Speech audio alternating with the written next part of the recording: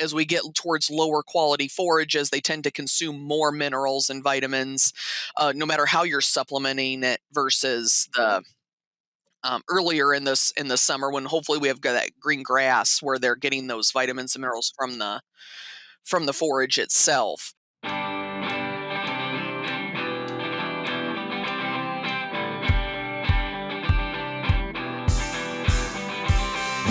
Hello, everyone. Welcome to this episode of the Feed Science podcast show brought to you by Y Genetics. I am Wilmer Pacheco, and I am an associate professor in the Department of Poultry Science at Auburn University.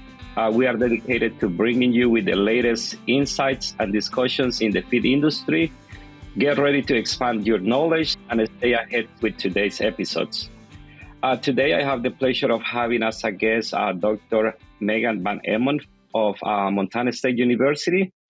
Dr. Van Emon earned her master in ruminant nutrition from Purdue University and her PhD in ruminant nutrition from North Dakota State University. Soon after her PhD, she completed a postdoctorate at Iowa State University. And currently, Dr. Van Emon is an extension beef cattle specialist and associate professor at Montana State University. And Dr. Van Emon specializes in beef cattle nutrition and reproduction. Her research and outreach efforts are centered on helping producers make informed decisions about feed strategies and cattle management to enhance productivity and sustainability. Hello, Megan. How are you doing?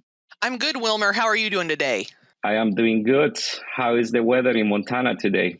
Oh, well, it's not too bad. We're supposed to get some rain today, but it was 70 yesterday, so got a chance to do some outdoors things at the house, and hopefully the weather keeps warming up. That's really good. So it was warmer in Montana than in Alabama yesterday. We had around 50 degrees yesterday. Yeah, even here, I'm not going to complain about 50 degrees in April, so hopefully it keeps warming up towards spring. Yes, like with this, I feel like in Alabama, I don't know if Montana, but the weather changes a lot. So if you don't like the weather, you just have to wait a little bit. Yeah, well, last week it was snowing and raining and everything. And then 2 days later, 60 degrees and sunny. And at least things are starting to green up a little bit. Excellent. Yeah, in Alabama, everything is green. I was out of town last week. And it's amazing how everything changes in one week. I feel like I will need to cut the grass again this weekend. Oh, yeah, I haven't brought out the lawnmower yet. I thought about it, but nope. As soon as you start mowing, you got to keep mowing. Yes. Deep in the jungle, nature holds the secrets to healthier, happier chickens. Science is unlocking those secrets with Optient, the revolutionary lighting innovation for poultry farming. By mimicking nature, Optient gradient lighting creates a unique floor-level lighting gradient that improves feed conversion by up to 4 points, slashes energy use by 70%, and keeps flocks calm and stress-free. That means better animal welfare and a more efficient farm. Want to learn more? Optient gradient lighting is now available exclusively through your local Valco dealership or email optient@val-co.com today. Thank you for connecting today, Megan. And first, can you tell us a bit about your current research at Montana State University and how it ties into practical strategies for beef cattle producers? Yeah, thanks. So primarily I focus on supplementation, not only during the winter, but during the summer months for developing those heifers, getting ready for their first breeding season, but also, that cow nutrition during the winter months as we're trying to get prepared for that calving season. So that's primarily where my research in the last few years has been, but also have worked on some bull fertility work, focusing more on mineral supplementation with those bulls and how that's impacting sperm quality. And, we don't think too much about the bulls once they're off their breeding season, and they just kind of have to hang out the 9-10 months out of the rest of the year. So, can we do things to help improve fertility for that breeding season? And then some new research, at least the lab with Dr. Tim Del Curto and Dr. Sam Weifels that I'm a part of, we've been looking at the pulmonary arterial pressure research, as well as then focusing on some mineral bolus research and how we can maybe help those cows up in the mountains during the summer months receive those vitamins and minerals when we don't necessarily get a chance to see them every day and haul that mineral supplement to them. Mhm. Yeah, and that's something, like summer is around the corner, and that's something that I would like to discuss, during this episode. And considering the variability in summer forage quality, what key factors should cattle producers evaluate to ensure that the nutritional needs of the herds are met? Yeah, that's a kind of a whole range of things, I guess you could say, but obviously, first being forage quality, taking those forage samples and sending those off for analysis to a commercial lab. And, out here in our extensive grazing systems, that's easier said than done sometimes, trying to get out into the back pastures and get that forage sample. But if you can take one, once or twice a year out of each pasture, get those sent off, then we can really start to narrow down how that's going to impact our cattle nutrition. But unfortunately, like I said, sometimes getting that sample is easier said than done. And so, more just watching that forage change over time, because we expect that nice green grass to be high in protein, high in energy, meeting all those demands for those cattle. But then also, one tool that producers can use is body condition score of those cattle during the summer and monitoring that, once a month, once every couple of weeks, just to see how those cattle are faring throughout the summer as those forage quality parameters change as we head into the heat of the summer, late July, August, especially here in the West where our forages tend to senesce.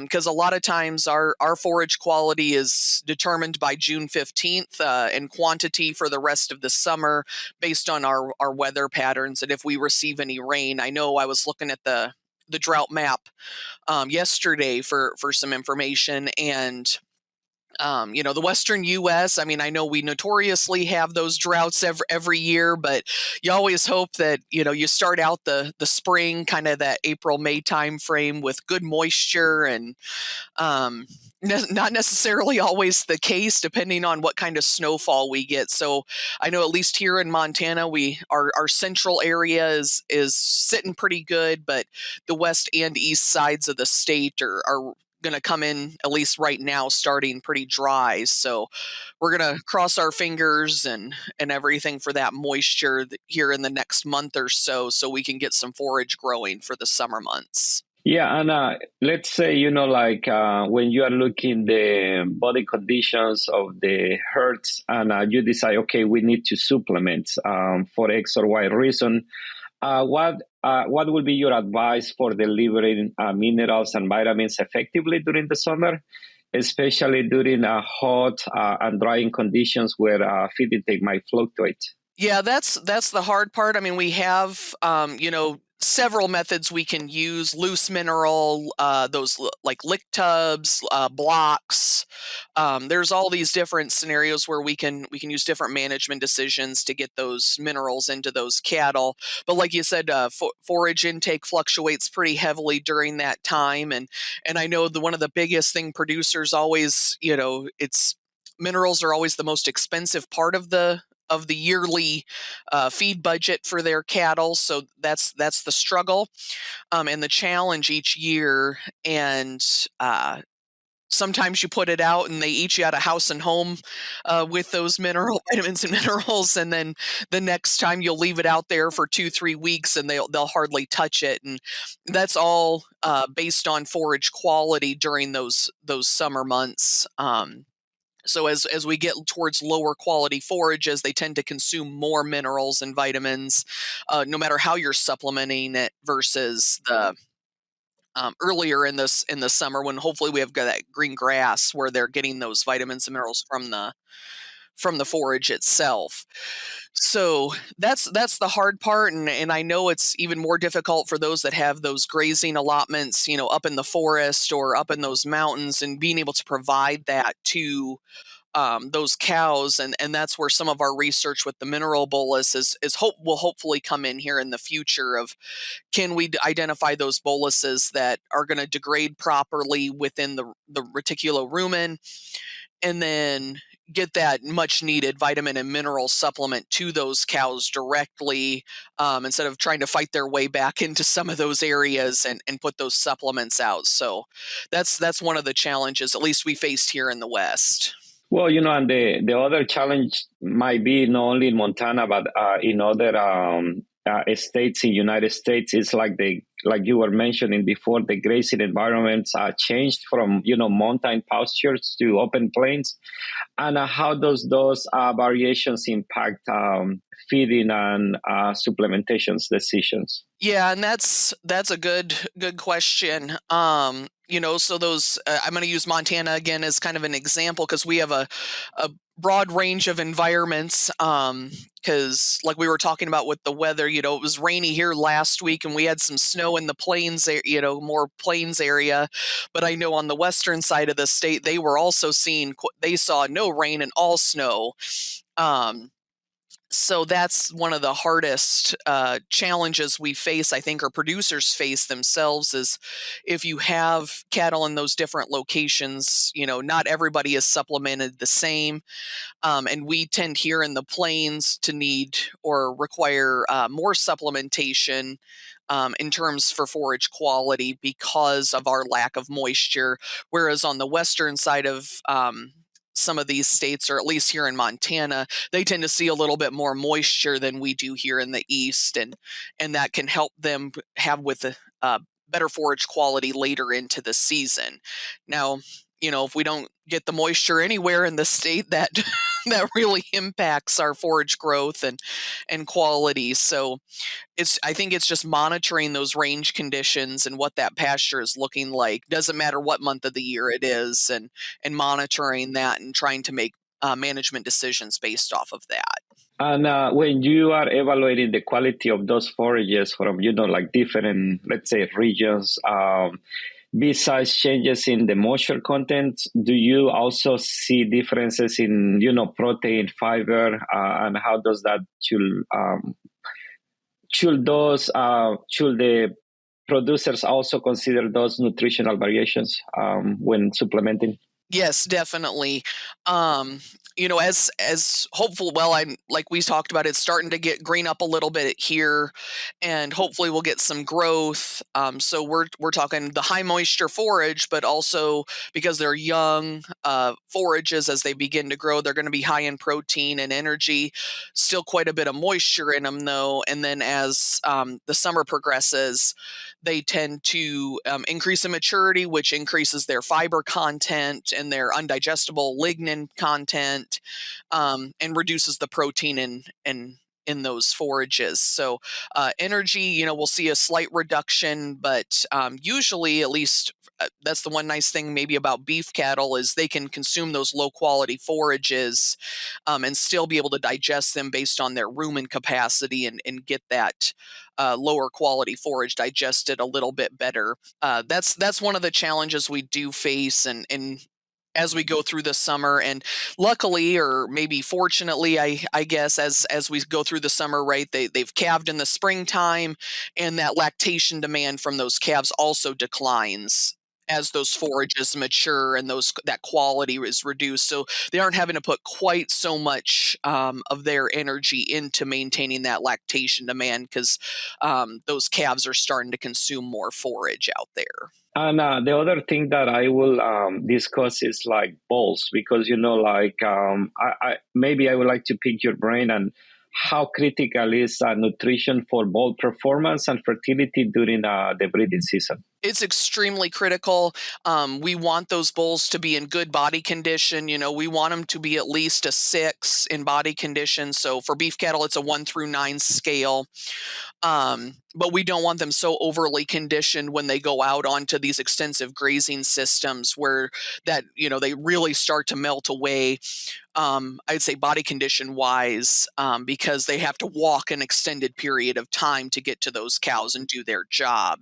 So bull nutrition is extremely important. Um, and I think the biggest challenge we face is, right, they work maybe 2, 3 months out of the year. And then for the rest of the year, they kind of go hang out, if we're going to keep them for the next year and everything. So that's the challenge we face, is what do we do with those bulls during that 9, 10 months out of the year? And I think one of the biggest critical factors is getting that breeding soundness exam, prior to turning those bulls out, to make sure their sperm quality is where it should be. And that can be a challenge as well, getting the vet out to do that breeding soundness exam. But one of the things I always like to point out to the producers is that the sperm cycle for a bull is 60 days long. So if something occurs in that 60-day window where maybe you had them with a breeding soundness exam, and then something happens in that 60 days before you turn them out, or however soon that is, and maybe they get injured, or bulls are notorious, they fight and things like that. Um, that could impact sperm quality after you turn them out. So, just making sure that those bulls are as healthy as can be before they get turned out, to really help make sure they're doing their job and they can breed those cows as they're supposed to. Because we always talk about cow nutrition and the cows, because they carry the calf, and they're extremely important to the operation. But one bull that gets injured, especially if he's a dominant bull, and really pushes some of these less dominant bulls out of the way to try and breed, and if he gets injured and becomes infertile, that can really change your breeding season and your calving season, then subsequently as well. So kind of got off track of nutrition there, but one of the things with bulls, though, is we don't actually have established mineral or vitamin requirements for those bulls, and so we kind of use the finishing ration, for those finishing cattle requirements, as well as then some of our reproductive requirements for our cows, to at least give us an idea, I guess, on how those minerals are going to impact sperm quality. But so that's one thing like we kind of chatted about before we started recording, is it's one of those things you'd like to see established, but once again, funding and getting those established is pretty extensive, for a set of bulls. So and then housing enough bulls in a single location, that tends to be one of the things, because they are hard on equipment and all of our gear. So just making sure those bulls, I think, is in good body condition, is probably your best tool you can use for management and getting those bulls to pass their breeding soundness exams and getting them out there to do their job. Yeah, and that was, my follow-up questions, but you already answered. It's like basically there is not a specific vitamin and mineral supplements for bulls. Basically, we still have the opportunities to continue doing research in that area, it seems like. Yes, yeah, I think it's one of those areas that really, I would say, in the last few years has become more, I don't want to say popular, but we've seen a bigger push for bull research in the last few years, looking at sperm quality, how nutrition is impacting sperm quality, and looking even further past the breeding soundness exam, doing more in-depth sperm analysis. As we know, the breeding soundness exam is just a pass-fail by your veterinarian. So it has, I guess, what I would pretty limited requirements to pass. So maybe doing some more in-depth work, that I've worked with Dr. Tom Gary with, and his lab technician, Abby Zazeski, and looking at more of those lab in-depth tests for sperm quality using the flow cytometer and how that nutrition might impact that sperm quality. And maybe, well, the goal, I guess, in the future is to hopefully develop a more in-depth test than the pass-fail exam. You already know that the key to a profitable operation is healthy, productive animals. This starts with the quality and safety of your production inputs. Our team of experts at Chemin are driven by curiosity to develop science-backed ingredients and solutions to help you maintain feed and water quality, improve intestinal health, optimize nutrition, and eliminate pathogens. Learn more today by diving in at chemin.com/AG. Excellent. And, for this particular podcast, I'm not going to ask you like the 3 questions because I know that you have done it. This, I think, is your 3rd time that we have you in the podcast. But just to finish up, what will be your the advice that you will give to young producers or students interested in ruminant nutrition and research? Oh, that's a tough question. When you said you were going to ask me that, I was like, oh man, we could go into a lot of different areas for that. But as I guess maybe as I got interested in ruminant nutrition, I grew up on a farm and worked in a swine nutrition lab as an undergraduate, and realized very quickly swine were not my going to be my area. But I think one of the big ones is get involved with the research as an undergraduate. Most of our faculty are looking for undergraduates to help with research. And that's kind of where my interest stemmed from, was because as an undergraduate, you go in and I was going to be a veterinarian. And because that's all I thought you could do, I guess, at the time, when you're in high school. And when I realized there was this whole area of research out there, it really, I guess it made me motivated to look more into that, and realize that, being a veterinarian isn't something that I truly, I think I want to do.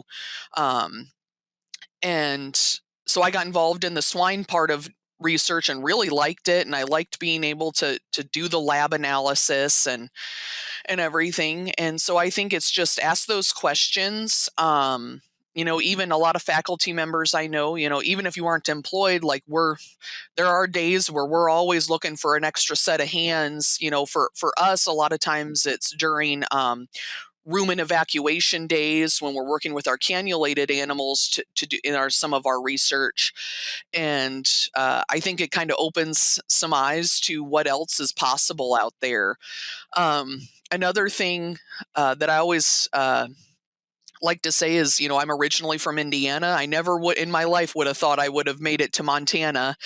When I was in high school and even undergraduate. And so I always, try to explain to students that it's maybe 2, maybe 3 years out of your entire life where you can go explore a new option or a new career path. Nothing says you can't always come back home too, once you've moved on. So I think that's one of the things I don't like to see them get locked into, well, I have to do this because I'm going to do this in the future, and then kind of limit themselves. So I always say, like, look at it as an opportunity to explore something new and go somewhere else. And usually graduate students, you don't talk about it too much, but is like you do receive a salary most of the time for being a graduate student and conducting research. And so, I mean, for me, it was like you get paid to do something you really enjoy to do. Yes, and when you finish, most likely you are not going to own anything you are not going to get any like student loans. So that's it is a really good opportunity. And also, I think there are a lot of opportunities to work. I have the feeling like, people that gets involved in research, typically they don't have issues finding a job opportunity after they graduate. Yeah, that's also something, and I felt like coming through, I mean, I guess I landed my dream job. This is kind of what I had always Hmm. wanted to Hmm. do once I Yeah. figured it out. I feel like there is a lot of, you can go into industry, there's academia, there's a whole gamut of things that you kind of open the doors with graduate school, and at least that's what I found. No, it's a great opportunity. That concludes another episode of the Feed Science podcast show presented by Weiseneric. Thank you for joining us today. Don't forget to subscribe to stay updated on future episodes. If you enjoyed today's episode, please leave us a comment. Thanks, Megan, and I hope everyone have a blessed day. All right. Thanks, Wilmer. Thank you.